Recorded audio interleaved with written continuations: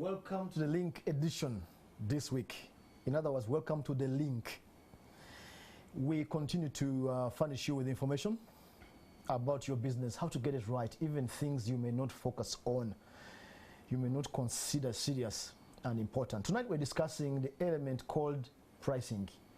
How do you get the price of your service and your good right? Getting it right might make you succeed or make you fail, actually, even when you've done everything else. Tonight, my guest to give us direction on this one is Mr. Charles Ocici. Many of you know him from Enterprise Uganda. He's the executive director, and he has taught many of you. So he's given us some minutes here to teach us also, to teach you about pricing. Charles, welcome. Thank you so much, and I'm happy to be here. Very well. First question, how do I get right my goods or services pricing? What should I consider? Let me first put a perspective to the word pricing. A price is the amount of money at which a good is sold or bought. Yeah. And it is a reflection of two things. A reflection of what the customer perceives to be the equivalent of his money. So there's something to do with value for money there. But two, the seller also is saying, if I sell at this price, even tomorrow I'll still be back into the market because my costs are covered and I have a bit of return on my investment. If those two are in there, the buyer is happy and saying this is value for money, and the seller is saying I've sold at a price that allows me to cover all my costs, have a bit of a margin of profit, and be back tomorrow in the market and serve another customer. If you do that, you are on the way to correct pricing.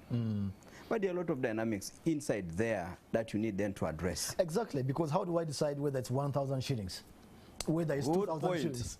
Good point. And I want people to recognize that the beginning point is to ask yourself, what did it cost me to deliver what I deliver to the market?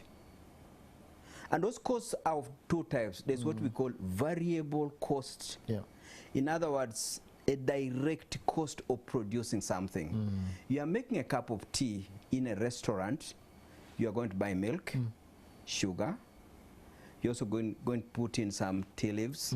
And then there's a staff specifically associated with cooking that tea, and then somebody coming to serve that tea, and somebody to clean that table. Those are all direct costs. Okay. But beyond knowing your direct costs, there are also what we call overheads, the fixed costs, the indirect costs. All those are different wordings about the same thing. In other words, there's this set of walls called a restaurant. Whether you sell that tea or you don't, you're going to pay that rent. There's also this security that you have taken on to take care of your business premises. Whether you are serving the customers or you are not, you are going to take care of those. So one of the things you need to know is, what are my costs? Clearly look at them on a daily basis, weekly basis, monthly basis. And as you do that, you begin to appreciate what is leaving you before you start getting money from the customer. That's extra. Yes. Now, once you have known your costs for delivering a solution, it is still not yet sufficient. Absolutely. You now go and check, am I the only one selling this item that I'm selling? Quickly you discover that there are other people selling what you are selling. And then you check, they're also selling, and they have been maybe in the market longer than you. At what price are they selling? But I warn people always that even as you compare yourself to the competition, in other words, you want to be a price taker. What they are selling at is what I'm also going to sell at. It's like the way you go to the Muchomo people who are selling chicken. A leg of a chicken is always this price, plus why are you higher? Before you do that, ask yourself, what exactly does the person put into that leg of a chicken that you're also trying to price in a similar manner? Because the moment a customer says your prices are similar, but the taste is different, that's an issue. You lose it. You concentrated on borrowing a price from the competition. You didn't understand and research the competition to find out what is it they put in there to have consistency of expectation of the consumer. So it's important for you to look at the competition, but as you look at the competition, you don't run away from knowing your own expenses, because those ones are individual. Somebody can hire a very expensive chef for a very basic service. Is it correct? Somebody can put in very expensive cutlery and crockery for serving in a low meal setup. Is that correct? A Rolex. Exactly. So you have got to make sure that to what extent am I also looking at my market? Because the product you are selling is for a particular consumer, and that particular consumer knows that he cannot head to a particular hotel because he doesn't have that kind of a resource. But he's coming to this place knowing that that plastic plate you are giving him is just good enough so long as it's clean. Okay. And the one serving is also clean. Very interesting. Some people think, Charles, that okay, Charles is doing the business, is selling tea at 1,000 a cup. I think I can do 950 and I win. Does underpricing always win? Underpricing, there are so many other strategies of doing your pricing. One of them is trying to say, why don't I undercut the market? Undercutting. Now, if you are going to do the undercutting of the market, go back to your homework and ask yourself, what did I spend on this milk? Because the consumer will begin to say, if you are that going down, where are you taking shortcuts on? Is it in the quality of the sugar?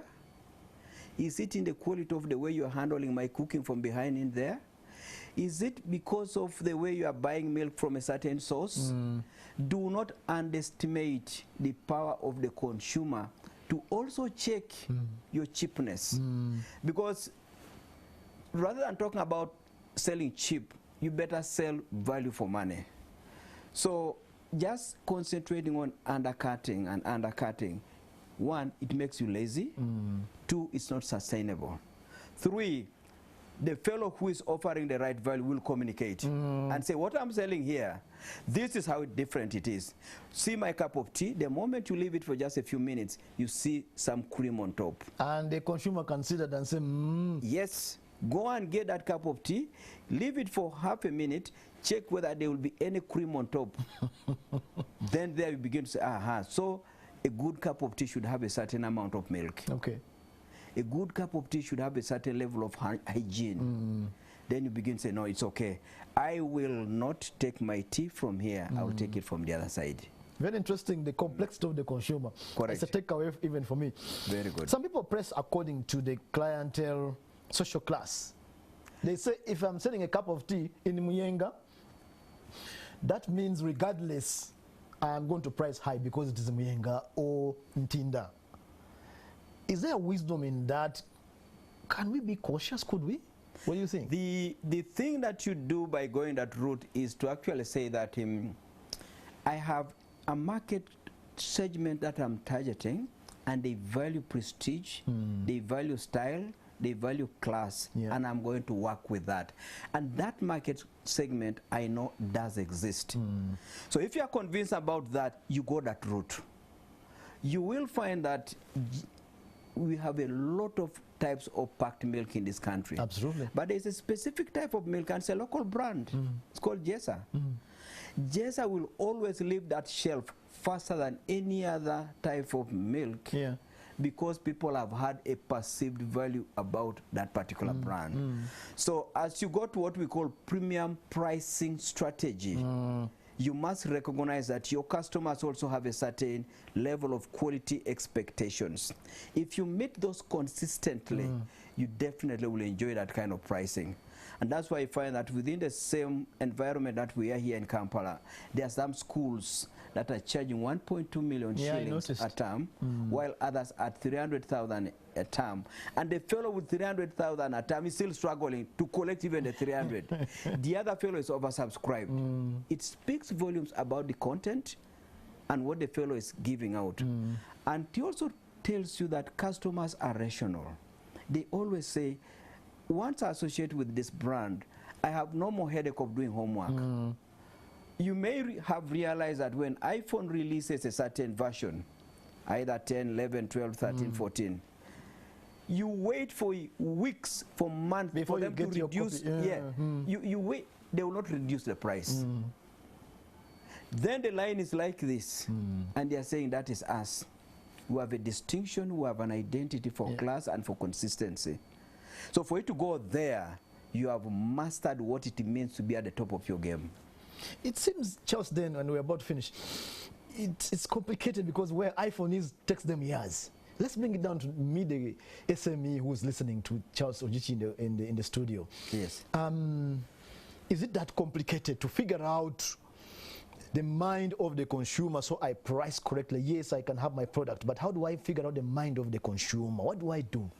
As at a lower level even. Many times we underestimate the ability of a consumer to get information, because information is the key point in here. Absolutely. When you go and buy bricks for your home, they will tell you there's a person making bricks here, then another one, then another one, then another one. You'll find a customer gravitating to a particular quality, and he says this is the quality, which is clay, properly burnt, the shapes are correct, I'm buying this. So how did that fellow manage to pick that and the others are not concentrating on that? This fellow took his time and said, I know in the market there are people who value a quality brick, and it's my responsibility to communicate to them the value of that brick. That I have it. Yes, that brick will guarantee you 70 years of a good house. The other one is cheap, but you're going to repeat that house within 3 years. And that conversation takes place both within the customers, but also the experts who are in that sector will communicate that message to you. So how do I tap into that in 30 seconds? I don't know. Yes, so the key thing here is just knowing your customers and seeing their kind of tastes and their abilities to purchase. Then two, ensuring that you deliver value for money. There are prices for sorghum, there's a price for beans of last season, there's a price for beans of this current season. All those you need to appreciate and just say, there are people who cannot afford dry beans of last season. How can I handle those ones? And then you give them. But once you do that, you tell them to still value for money, because I've removed the stones, I've removed all the other insects that were inside there. They're a bit old, but you can consume them. My takeaway from your last submission is explain your value. Very important. Explain your value and the consumers will come. Charles, you see the time has run out, as we were saying earlier. And we have just barely scratched the price discussion. Very true. If you want more information, find him at Enterprise Uganda. He will take a half day on you on price. Of course, he might charge you, but you will be empowered and you will have information you can use. We hope that we added value to you in terms of pricing. That was the link. Thank you for joining us tonight.